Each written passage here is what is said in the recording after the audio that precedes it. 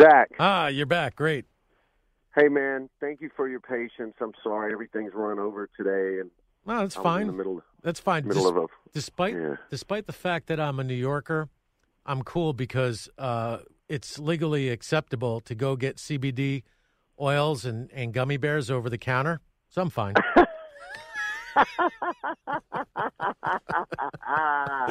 Isn't that great? Brother, if more people in my life would adhere to that philosophy, Everybody would be chilling out, right? Nobody be fighting everybody on. would be. Yeah, nobody be fighting Yeah. on social media. In That's fact, right, brother. I went across the street and we have Gregory's Coffee. Now, there's a Starbucks right underneath the studio, but I went across the street because my own doctor told me last week, he goes, they have CBD oil coffee over there? I'm like, what? And, man, so listen, I am horrible when it comes to, when I was younger, I could drink with the best of them, but I just don't do that anymore. And I never really tried. I'm like Larry David, never tried any of the marijuana, any of that stuff. So I get a cup of that coffee with the CBD oil in it. I get across the street. I'm already laughing. I go into the pharmacy. I go, hey, do you have any of that CBD oil? She goes, yeah, right over here. I'm like, how much is that? $29. All right, I'll take some gummies. And what's that? The oil drops? Yeah, give me some of that. How much is that? $59. All right, great. So, Bro, you're killing me. You're killing me. And it gets better. Wait. So I go to my friend. He's really tweaked these past few months because he's going through a lot of adversity. So I go, hey, take a couple of these gummy bears. So I'm here at the radio station handing out hemp gummy bears to people. Brother, you're like Willy Wonka right now. Yes. You're making the world go round. I have so many best friends in this place right now. There's about a hug fest might break out. Anyway.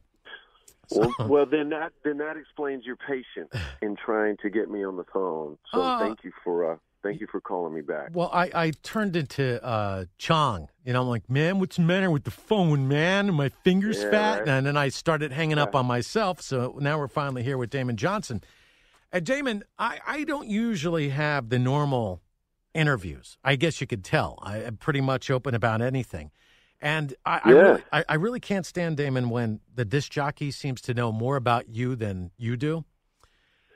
Right? Yeah, because I think that's really kind of impossible. But I know what you mean. I've been in those conversations where it's like, wow, this cat, he thinks he's just got me all figured out. Right. He won't stop talking about me. And it makes you uncomfortable. You feel kind of weirded out, and you think that this person might be stalking you online. It's just uncomfortable. So over here at the Big Fat American Rock Show, we do what we call Rock and Roll Resume, where you tell us about yourself, a little bit about your history and what you're up to now, your new projects. Maybe do you drink or take any of this CBD stuff? I mean, that kind of stuff.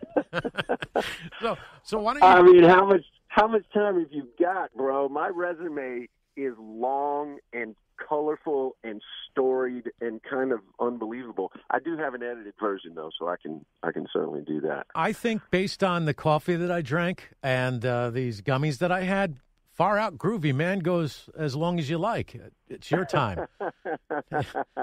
So go ahead. Well, I appreciate this opportunity, Zach. I guess the Damon Johnson story really starts back in the late 80s, early 90s. I had been in bands and playing the clubs and starting to really get inspired to maybe write my own songs and put Brother Kane together in 1991 after I had a batch of songs that was starting to come together. And fortunately, things happened kind of fast for that band. And between 1993 and 99, we released 3 albums. We toured extensively. So many great experiences, a lot of success at U.S. rock radio, toured with some of our legends, man, some of our idols. We toured with Aerosmith and Van Halen and Robert Plant and on and on and on. And I learned so much that really set me up, for the decades to follow. And when that band called it a day, I continued songwriting and was kind of shocked to get an opportunity to audition for the legendary Alice Cooper in 2004. So between then and 2011, I spent about 5 years touring with Alice. All during that time, still writing. I was fortunate to get a song on a Stevie Nicks album. She loved a song that I had written with my friend John Shanks. Got another song on a Carlos Santana record. All these things were just kind of flukes. It's not like I was aggressively pursuing that, you know. So, and then in 2011, I got the call to join Thin Lizzy, which for any interview I've ever given, you know, going back to the early Brother Kane days, everyone knows, man, that was my number one influence. It would be like, let me think of a good example. Well, they're your Beatles. Yeah, they're my Beatles, man. You know, it would have been like if Pete Townsend had called Eddie Vedder and asked him to join the Who. Yeah. You know, it would have been that exact same thing. So, and what I never expected is that Thin Lizzy, because Scott Gorham wanted to write some new music, Thin Lizzy morphed into a new band, Black Star Riders. And I was a part of Black Star Riders for the last 6 years. We made 3 quality rock records. The singer in that band, Ricky Warwick, one of my great friends, we wrote the bulk of those albums together. And it just kind of lit a fire in me that I never really saw coming, Zach. And it just got me back into being an artist, thinking like an artist, creating, gathering information, reading more books, watching more movies, spending more time in solitude with a guitar in my hand. And I just felt like I had a lot to say for the first time maybe in a decade. Wow. So that is what has inspired this moment, where I am trekking out now on my own as a solo artist full time. And I'm so proud of this album, proud of these lyrics and the songs and the arrangements. And this is where you find me at this moment in time, man. February 2019. That's where I'm at and what's happening. When you were a little kid growing up, what would you listen to on the radio? And besides Thin Lizzy, what were some of the other bands that really inspired you? Well, you know, the obvious bands that all of us were listening to in the 70s and 80s, you know, everyone from, you know, Neil Young to Leonard Skinner to Led Zeppelin, Aerosmith. I was a big Aerosmith fan. And then later in the 80s, man, you know, I wasn't really into some of the mainstream, you know, rock stuff that was happening then. But, man, when Guns N' Roses dropped Appetite for Destruction, that was a seismic event for me.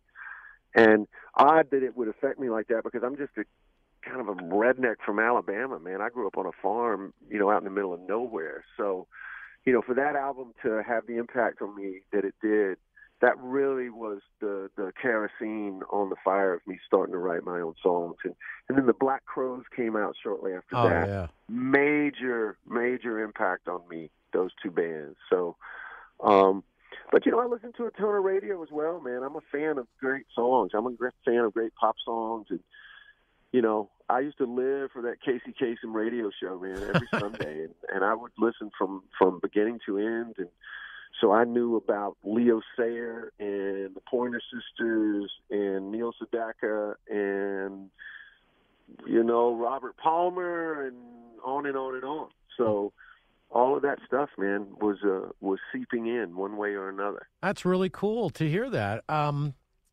When you listen, I'm just going to talk about Guns N' Roses, but we'll get to that after this. I want to talk about Led Zeppelin for a second. I'd like your take on this.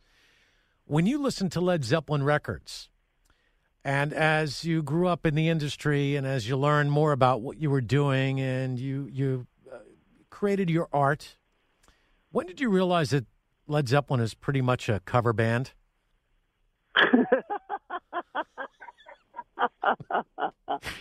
Well, you know what? I never did realize it. It took me until I was way down the path of my own songwriting and attempts at creativity that I went, hang on a minute. Yeah. You know, they were just listing from the records that were right in front of them and, you know, molding it into something new. And that's why they're such an amazing band. Same with the Beatles. You know, it's like you get these 4 incredible individual talents bringing ideas to the table, It's like Jimmy Page would bring some Muddy Waters riff, and then Robert Plant would bring some Leadbelly lyric, and then John Paul Jones would come in with this Wurlitzer keyboard part that might have been inspired by a Rachmaninoff piece. You know what I'm saying? Yeah. Well, and then Bonham would start laying down the 2 and 4, and they'd go, "Yeah, this sounds pretty kick-ass. I think we should finish this idea. This is great." Yeah, that's what it is, man. Yeah, that's all it is. It blows my mind that they were able to get away with it, and I can only imagine the initial meeting with the record company, where you got a guy who's around my age, but back in 1968, and they're looking for the next big thing because there's the Beatles are breaking up, and Jimi Hendrix, they might have missed him on their label, so they're like, "Oh man, we need a real act right now. What you got?" And then these kids come in, "Here's what we got for you, whole lot of love." And the guy doesn't check. Next thing you know, you find out many years after a lawsuit, it's a Willie Dixon song. Or as a kid, you're listening to When the Levee Breaks, and then you're amazed to find out it's a Memphis Mini song from 1929 based on the Mississippi flood. So that kind of stuff has always blown my mind. And then you have to look at other bands. And I like talking about other bands with other rockers because this is where we have fun. And this is where other listeners will go, "Wow, man, they're just like me." And I can't help but think of a group like Vanilla Fudge, who was doing all of those cover songs before Led Zeppelin hits the scene. And it's because of Vanilla Fudge that Led Zeppelin ends up playing in that Denver show. And look what happens to Led Zeppelin. They're in the Rock and Roll Hall of Fame. And Vanilla Fudge, they belong in the Rock and Roll Hall of Fame, but not in there yet. And then you think of some of their members, like Carmine Appice on the drums, and then he's later with Blue Murder. And I'm sure as a kid, when you were just old enough to afford your own concert tickets, you must have been on that Bon Jovi Blue Murder tour that came through town to see him in concert, right? I did take my first wife to see Bon Jovi. There you go. I cannot tell a lie. She was having it. There was no way she was going to miss it, and I was not going to let her go be in the same room with Richie Sambora without me there to keep an eye on her. Oh. You know what I'm saying? So, but back to your other point, yes, Vanilla Fudge should be in the Hall of Fame. You cannot undervalue the other accoutrements that Led Zeppelin had that was beyond anything Vanilla Fudge had. They had a different sound, the image of that band. I mean, when you saw a photo of Led Zeppelin, they look different. And, and then when you get the female component in there and the girls are fired up about it, I'm sorry. I didn't go out with any girls that had Vanilla Fudge pictures on the wall, but they had tons of photos of Jimmy Page and Robert Plant. Yeah. And before there was Maroon 5 and what's his face, there was Robert Plant without his shirt up on stage. Adam Lambert, That's right. The original Adam Robert Lambert with no Plant. tattoos.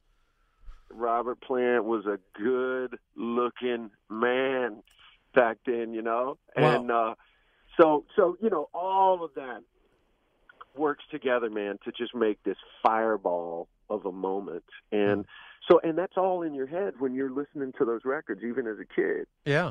And, musically, Zeppelin just felt like it was so complex. I wouldn't even begin to, get my head around the idea that I could do what they were doing. It sounded like a magic trick. It sounded like voodoo or something. It was just beyond my comprehension, so I would just listen to it and enjoy it, but I didn't think I could pull that off. It's like the first time I heard Eddie Van Halen play guitar. Oh gosh, yeah. It's like, what is that? I can't do that. But I can love it, and I can get inspired to love rock and roll and love going to concerts and put a Van Halen sticker on the back of my crappy car that I'm driving around here in high school. You know what I mean? So it was just what we lived for. And so my only goal, really and truly, Zach, was that I just wanted to be able to maybe make music for a living. And I've achieved that goal. And it's because of those guys and those inspirations and those just incredible moments, man. And look, if you talk to Robert Plant right now, he'd say, "Hey, mate, a lot of our stuff was just pure luck. Right place, right time. A lot of things kind of came together. Well, there's that. Well, thank goodness that happened. Well, thank goodness they were lucky. I could tell you in interviewing Robert Plant, it depends on what day you get him, because one time he was releasing a solo album. I don't know, Darkness, whatever the damn thing was called. I got one of those advances, so it was not even titled yet, but I picked up that he was covering some songs. So I made the mistake of saying, I like some of the covers that you've done on this album of yours. He goes, they're not covers, they're interpretations. And after that, it kind of went downhill. So as I left, I didn't know what else to do, because here is an interview that I've always wanted to do. Robert Plant, I mean, I had all of their albums. I knew everything about Led Zeppelin, and he kind of ruined it for me. So I said, hey, Robert, before I leave, I did this research. I found out that you get in touch with your feminine side by having a daily cry. Good for you. Have a great day. And I walk out. And he went through the remainder of the day denying that he got in touch with his feminine side by having a daily cry. That's not true. I don't cry. I don't have a daily cry. So, you know, I mean, hey, man, if you're going to dish it out, I'm going to give it to you, too. You know, man, listen, that's the beautiful thing about just the press in general. And now more than ever, man, with social media, it's like nothing is safe. Everything is open game. And, you know, look, man, if you're going to step up to the plate and go, I'm going to be an artist in the entertainment industry in 2019, you better have your wits about you. You better be light on your feet. You better be able to stick and move like a boxer. And sometimes you got to take one on the chin and roll with it. Wow. So, do you have any kids? Do you have any children? I have 5 kids. Okay. So you know as well as I do, being the father of 5 children, that they're paying attention to everything that you do, even when you think they're not paying attention. So how you approach your work, your art form, is very important, and it brings this whole thing that we're talking about to a much higher level than you can even imagine. It's kind of mind-blowing. You have this new album. It's called Memoirs of an Uprising. Why don't you tell me what inspired the title of that, and then we'll talk about some of the tracks that are on the album. Thank you, Zach. The title came after I had finished mixing the whole album. I had proceeded under the thought that I would name the album one of the cool titles of one of the songs on the album. There's some great titles. Dallas could have been a beatdown, Making Peace with This Wicked Beast. Down on Me would never make it on the shelf. Yeah, right. Yeah, that was not in the running for album title. Let's just get that established right now. But what I felt in that moment of listening to all the songs was that there was kind of this theme running through a lot of it, and the way I had sequenced everything, it did have kind of a story quality to it. And I wish I had a sexier story other than to tell you that title popped in my head one day. My wife had said Uprising, and I said, well, I can't call it Uprising because that's that famous Bob Marley record that, that we've loved and listened to for forever. So, but I don't know, that word memoirs popped in one day, and I was like, Memoirs of an Uprising. That sounds like the name of a book. That sounds like the name of a series of books, and it just felt big, man. It felt grand, and it felt bold, and proud of that title, even for just this, these 10 songs, man, 38 minutes, top to bottom. It's not a long album, but lyrically, man, it covers a lot. Yeah, so, I kind of like the fact that it's shorter. These long albums like Use Your Illusion 1 or 2, Guns N' Roses you mentioned before, it was a little too much for me. I kind of like it short, sweet, and to the point. And by the way, you know as well as I do, let me ask you this, just out of thin air, I got this question that popped in my head. Blame it on the CBD oil. What is the average length of each track? Man, most of these tracks are under 4 minutes. Right. You know what I mean? Like, yes. No behemoth epic. I've had some of those in my past on other releases, but yeah, for the most part, man, the average length of all 10 songs is about 3:45, 3:50. I think that's smart, and it basically goes back to the old days. 3 minutes, 8-second intro, boom, you get to the meat of the matter, chorus right away, refrain, whatever it might be, because I've noticed that, and you probably noticed with the kids, there's something that they're doing completely different. They never listen to the whole song anymore. So you got to, get as much as you can in a little bit of time. And here's the other thing. More often than not, I watch my kid. She's finding stuff on YouTube and social media and not the traditional way that you and I grew up with. I just find that fascinating. Yeah, it's great that you bring that up because I remember being in the car with my middle child, my daughter Sarah, and she's like, "Oh, Dad, I want to play something for you. I want you to hear a couple things." And I'm settling in, getting ready to listen to some new music, and I mean, it gets to the first chorus, and then she just changes to the other song, and I'm like, "Hang on, wait, I really like that." All I heard was one verse and one chorus. She goes, "Oh, but I want you to hear this other song too." And the light went off in my head. It's like, this is how it's done now. This is how kids are. This is how they process this. It's really a shame. And, now I sound like an old man, but back when I was a kid, vinyl records and reading the credits and full albums, and those were the good old days. And I used to walk 5 miles in the snow. Yeah, well, I'll tell you one thing. Sounds like Sarah's going to get a job in radio promo.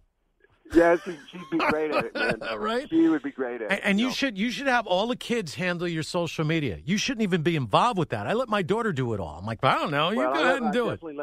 I definitely let my wife do it, Zach, because one, there's a little bit of an age difference there. We're 12 years apart. She's younger, so she's really on top of that stuff and does a great job. But yeah, man, like you said earlier, when you have kids, you learn quickly. You better get to the point. Their attention span is minute. And I think it's that way for most listeners. I'm not going to sit here and deny that when I hear some piece of music, even if I turn on the radio, it better get my attention or I'm going to change it. Yeah, that's pretty much it. And by the way, it's also the fact that there's so much information coming in at the same time that you have to use multi-thread thinking, and therefore some things shut down while other things open up. Even with talk radio, these guys got to get to the point. When I listen to Coast to Coast AM and I hear this guy out of Canada telling me to hang my coat up on the peg and sit on the chair and get in my jammies, I tune out. I want to hear about people being abducted by UFOs right away. I don't want to wait for that. I don't need the setup. Just get right into it. Yeah, so let's get right to it. Yeah, so and you know what, man, and that's what I felt like this record was for me, honestly. And there wasn't any manipulated. It's not like I said, okay, I'm going to write these songs, but they have to be under 4 minutes. That's just how they turned out. It wasn't until later in the process I went, okay, this is cool, man. These are short and sweet, and a couple of them are under 3 minutes. And all that mattered is that I felt like I completed the thought. I completed the idea of the story in this particular song. And this record this time, they were short and sweet, and they get right to it. I kind of like that, Damon, and here's why. I find that short and sweet is always the way to go, and most of our favorite records that we grew up listening to, when you ask any of these artists, guess what the usual answer is about how long it took them to write the song? I did it in 5 minutes, man. I'm like, oh, come on, really 5 minutes? Are you kidding me? It's a number one hit. You did it in 5 minutes? It would take me 4 years. Yeah. No, it can happen. Yes, it does. Happen. Yeah, I mean, it can happen really fast, but those moments of inspiration, and I think that's one of the things that keeps us all in this, man, is we know that those moments are out there. And if you don't, it's like my dad used to say, if you leave the field, you can't plant any crops. Mm-hmm. So it's like sometimes if you'll just keep planting, all of a sudden, man, you'll get a giant return, and it'll come fast, and it'll be technicolor and healthy and enormous and special. But you got to do the hard work in between as well. I agree with planting, you know what I mean? Some of the planting of song ideas, it's hard work, man. It's just work. You got to be disciplined. You can't. It's not easy. Yep, and, you're right. It is about being disciplined. It's about showing up. Showing up is half the battle, right? Yeah, man. Yep. Out of all the tracks on this album, what would you say? I know Shivering, Shivering is the lead track. I got it. I really love it. And then you have the video. I think I seen it on. Here's what I did. I think I might have. I'm not sure. You're going to have to help me on this. No, the video's coming. The video's coming literally this week. Okay. So what was I listening to? I don't pay attention. That's my problem. You may have been able to listen to. There is a YouTube link to that's the it. audio. Yes, that's exactly what it was. Okay, thank you for helping me out on that. No problem. Because when you're on this coffee with the CBD stuff in it. The memory is just not what it used to be. Man, I gotta try that, bro. That sounds good. Look, I love coffee. The next time that you're in New York City, you come over to my studios. We'll go get coffee and we'll just chat. I'll show you this place. This studio is phenomenal. We also work with. I'm not going to say any names, but we work with famous athletes over here in the same building. Football players, okay? Some baseball players too. So this would be a lot of fun for you. You would enjoy this, but I can't really get into it more than that. Off the air, I can. You have to let me take you up on that gracious offer. Oh, man. I would love. Even better. We were just there. Yes, I know. I just see I saw the list on the 29th and 30th here at the Iridium in New York City. And now, man, now we had a great time, and we love New York, and let's call it a date, man. Next time definitely. I'm there, and if the kids come with you, bring them over. I love kids. I am like just all about the family. I can't tell you how many times people bring their kids with them here, and we go out and we get cheap pizza, and then we start, doing what we do here in the studio. We just have a great time, and then I let the kid. I'll let the kids do what I do. I'll give them a quick training session about how to do multi-track digital recording and voiceovers and all of that stuff. So we have a lot of fun over here. That's fantastic, man. Well, I'm coming. Okay, I'll be good. there. And we'll do that. We don't even have to waste our money on the coffee because I bought a whole thing of hemp oil as soon as I had that first cup. I went right to the pharmacy. I go, give me that, and I'll take that, and give me the Twinkies, and give me the yo-yos and the ho-hos. Yeah, I went nuts. Well, great, bro. Well, then we'll just brew up some Folgers coffee right there in the office. Oh, no. I got to try Senka. Okay. Nobody drinks that. Yeah, Senka. But there we go. back to some of the big songs in our lives, like Sweet Home Alabama, because you're from Alabama. I think it might have taken him 15 minutes to write that song. One of my favorite songs of all time, Turn It Up, and, that kind of things. What is your favorite song on Memoirs of an Uprising? And if you had to pick one, I know it's really hard to do. It is hard. I think my favorite song on the record right now, and it really has been one of the two or three faves from the beginning, is track 2. It's called Dallas Could Have Been a Beat Down. And it's because of everything. It's because of the lyric. It's because of the tempo and the groove that the rhythm section plays. It's because of the guitar solo. Everything about it, man. What happened in Dallas? Yeah, how about that? Well, maybe we use the word Dallas because the city that the stuff actually happened in didn't sing very well, and it would have been too much of a giveaway to the other characters in the drama of the story. The names are changed to protect the innocent. How about that, brother? Yeah. How about we just went there? I like that. Maybe I'm admitting that lyric is kind of true, and my great friend Jim Troglin that I co-wrote these songs with, he's like, man, are you sure we can say this? I'm like, yes, we're going to say it, but we're going to change the name of the city. What's another city that would sing really well? Yeah. And he goes, Dallas Could Have Been a Beat Down. And as soon as he said it, I was like, that's it. That's the title. That's what we're going to say.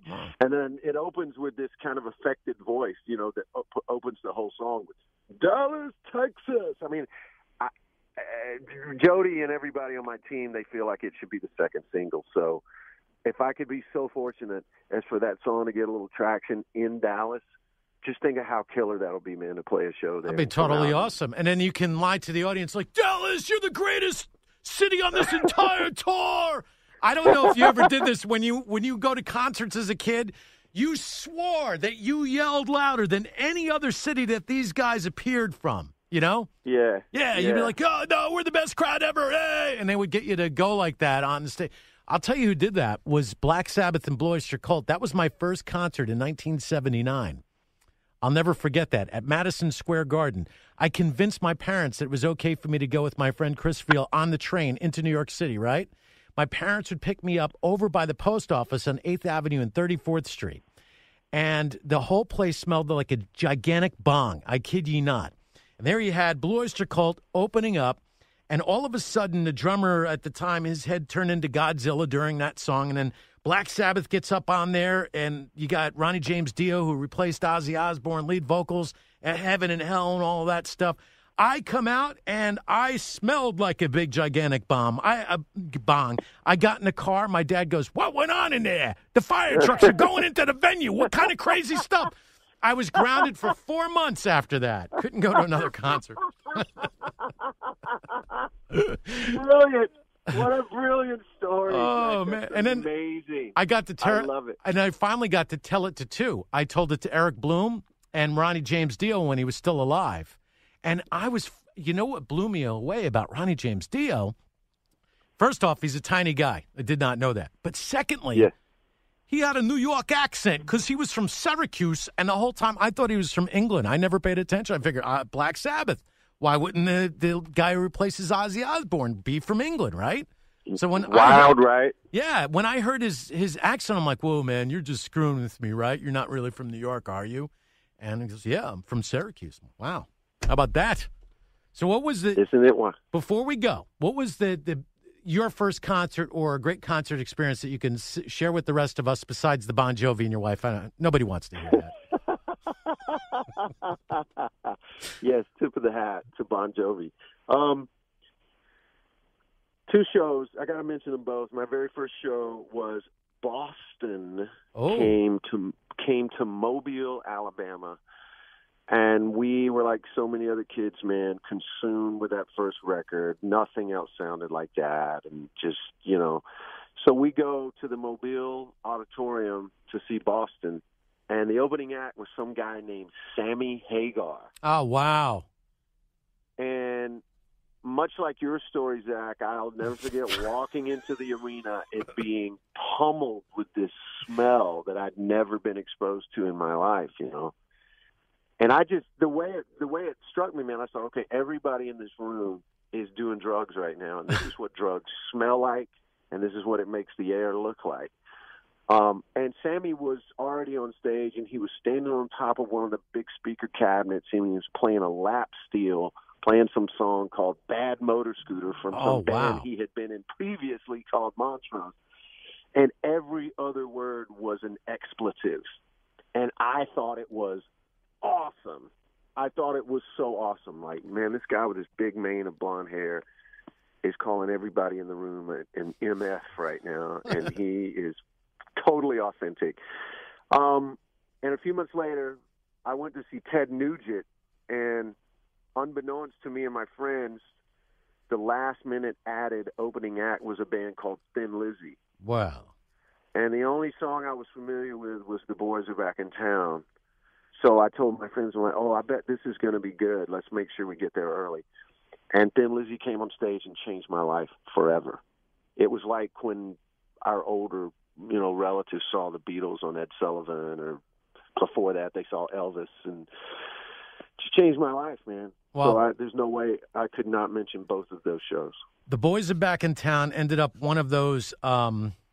I went to a boarding school for the first 2 years of high school, and that ended up our theme song whenever we'd get back to campus. The Boys Are Back in Town. And, there were Irish guys that are amongst us, so it was a big deal for the Irish, especially when they would cover Whiskey in a Jar, whatever the name of that song is. Now, quick questions for you, right? You ready for this one? Van Halen or Van Hagar? Take your pick. I love them both. I'm not going to pick. It's my interview. You're not going to make me pick. Okay. I'm going to say that I edge out on Sammy Hagar. Okay. Well, Sammy I know, and Sammy I love, and Sammy I've spent a lot of time with. But you know what? I spent some time with Eddie and Alex and Michael, and, but those Roth records, man, they just hold no peer. There's nothing like it. Those, especially the first 4, man, just seismic. You're right. Seismic You're right. In their impact. I probably shouldn't have done that one. So I got an easier one for you. You've seen the meme, Bill Clinton or Sammy Hagar? Sammy Hagar okay. Today, Sammy Hagar tomorrow, Sammy Hagar forever. I mean, you see that picture? Bill Clinton looks horrible. Sammy Hagar's the same age. It looks like, wow, I got to go down there to Cabo Wabo and get some of that tequila, man. That's a great meme, man. Yeah, that's funny. A great meme. All right, and this is just because you're from Alabama. You know what I'm going to ask you? Bama or Auburn? Auburn Tigers, War Eagle. I was born Auburn. I bleed orange and blue, Zach.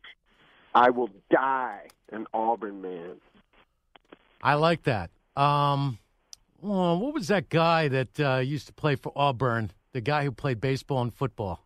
Bo Jackson. Bo Jackson. Check this out. He confused me. He came over to my studio one day, and we were recording. I had to do some work with Bo Jackson. And he's got this black Alabama shirt on. I'm looking at him like, I can't remember everything. I go, did you go to, and I'm afraid, did you go to Bama? He goes, did you go to Bama? Just like that. He goes, no, I didn't go to Bama. I went to Auburn. I'm like, whoa, sorry, because I thought I was going to die at that moment, Yeah. Yeah, so, yeah. War Eagles. Okay, I like that. Yeah, War Eagle, brother. I love it. Brother Kane actually signed its record deal at the War Eagle Supper Club in Auburn, Alabama. How about that? I think that's awesome. Why not? That's awesome, man. Yeah, our A&R man from Virgin Records came to see us play there and loved it and said, we're going to do this. Did you see the movie Bohemian Rhapsody? I have not seen it, brother, and I have been telling my whole family, we got to go see this film, and I guess now it's maybe out of the theaters. I'll just have to watch it on, pay-per-view or something on TV, but I have to watch it, man. I love Queen, and the reviews are great. I got the copy from SAG-AFTRA because I get to vote on the SAG Awards, so let me see if I can find that. Who has it, and I'll send it to you.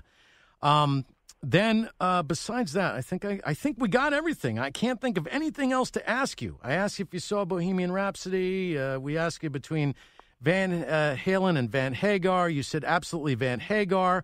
You said Bill Clinton. You said go Bama. Oh, yes, final, before we leave, your favorite NASCAR driver of all time, because once again, you got Dega in your neighborhood, and I do believe that is where the Allison brothers are from. Am I right about that? I'm pretty sure. Man, you're on top of your stuff, Zach. You are correct. The Allison family is from Birmingham, actually from Bessemer, and Hueytown, Alabama. But my favorite NASCAR driver of all time was Dale Earnhardt. Yeah, he was the greatest. I went to several races when I was younger, and I went to Talladega one year. And I actually had a pit pass, so I got to watch the race from, inside the pit. Yeah. And Earnhardt crashed. They bring his car in on a tow truck. He comes in the medic's truck. He was totally fine. And he goes in for a minute and, changes his shirt and comes out. Man, I got to stand next to Dale Earnhardt and watch the rest of the race. And he was so awesome. He was super cool and, answered all my stupid questions and, it was the same feeling had I met Jimmy Page, when I was in the 7th grade. It was just wow, this is awesome. That is a pretty awesome experience. Now, I've been at Talladega, too, on that infield. I'm from the New York area, and I would show up, and I remember I'm, asking for directions right behind where the Hall of Fame is for Talladega, and the sheriff goes, boy, you lost. I go, what do you mean I'm lost? I'm here to see the red. No, you don't understand. Y'all lost. I go, oh, it's because I'm from New York. I get you. So I turn into a total guy, and with my wife, and there are these two girls on top of a camper, all right? And they're oiled down for some reason in their little bikinis.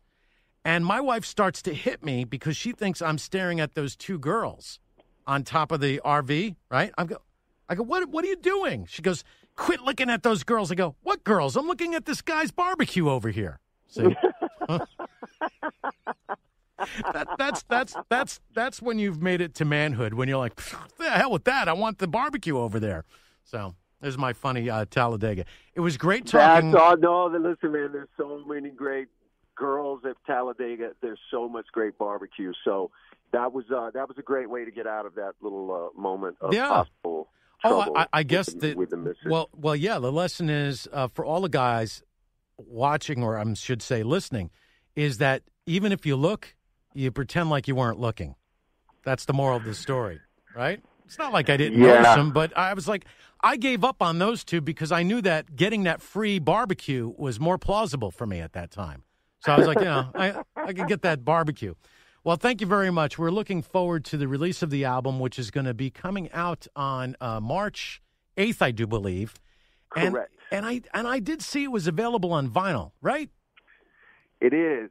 It is, Zach. I'm so proud, man. It's on colored vinyl, and it's the first time I've ever put out anything solo related on vinyl. So it was an exciting day at our house when those boxes showed up and we pulled that first one out. Yeah, man, this is just I feel like it's an inspired moment for myself and for my family with everything that's happening.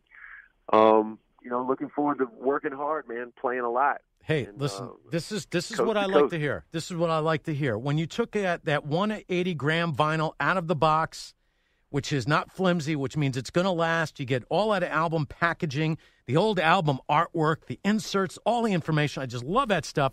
And you put it on your turntable. I'm assuming it was a Technics, has to be, right? I think it is a Technics, right. Yes. What was the track that just popped off the record for everybody in the family? They're all looking at them like, I can't believe my dad just did this. This is incredible. I never expected this out of Dad. Yeah, well, see, I talk so spiritually about the experience of listening to vinyl as a kid to my own kids. I tell them about that. So, they don't listen to vinyl ever. So when the record came, I brought them into the reading room where we have the turntable. I'm like, okay, guys, sit down. This is a big moment for me. I want to share it with you. So, take the vinyl out, put it on the turntable, drop the needle, track one, side one, which is the single, Shivering, Shivering. And just to hear that pop, when the needle catches with that groove. And the song started up, man, it sounded like glory. It sounded like heaven. It was so exciting, Zach. And I don't think I'll ever forget that. That was a great moment for us. Now, you know what? I have to get a vinyl copy of that album. I'm going to get it. I don't want you to send it to me. I'm going to do it the old-fashioned way. I'm going to buy it. See, I'm not one of those. I'm not a cheap radio personality. I'm like, you know what? If I want something bad enough, I'll go buy it. I don't look for the Well, freebies. brother, I love you for that. And I appreciate that, because when you're an independent artist and you're putting things out on your own label imprint, brother, the merchandise stand and the store on your website is everything. So, man, thank you. Send all your listeners to just DamonJohnson.com, and they can have a vinyl copy of that record sitting in their house within 72 hours. Bam! You did the perfect out. I didn't even have to do anything after that.